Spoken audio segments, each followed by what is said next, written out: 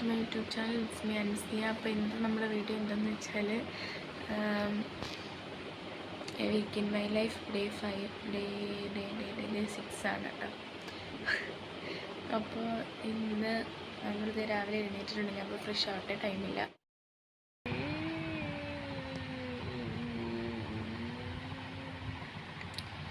കണിമലരേ മുല്ലേ നിന്നെ നീ തനിയെ.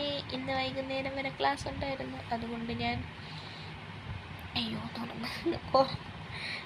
ഇന്ന് വൈകുന്നേരം വരെ ക്ലാസ് ഉണ്ടായിരുന്നു. അതുകൊണ്ട് ഇപ്പം ഞാൻ വൈകുന്നേരം എന്ന് വെച്ചാൽ ഒരു 2:30 വരെ ക്ലാസ് ഉള്ളത് കൊണ്ട് ഞാൻ വന്നു കിടന്നു.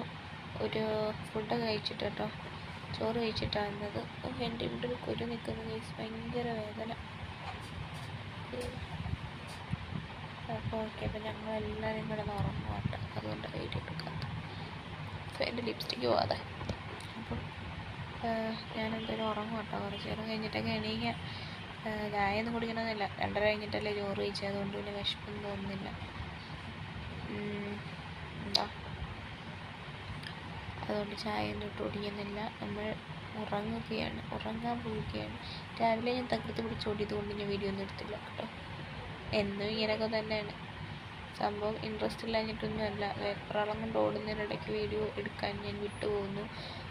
മറ്റേ എൻ്റെ വീഡിയോയ്ക്ക് വേണ്ടി വെയിറ്റ് ചെയ്തിരിക്കുന്ന കുട്ടികളോടൊക്കെ സോറി, കാരണം അറിയില്ല, ഞാൻ വീഡിയോ എടുക്കാൻ വിട്ടുപോകും.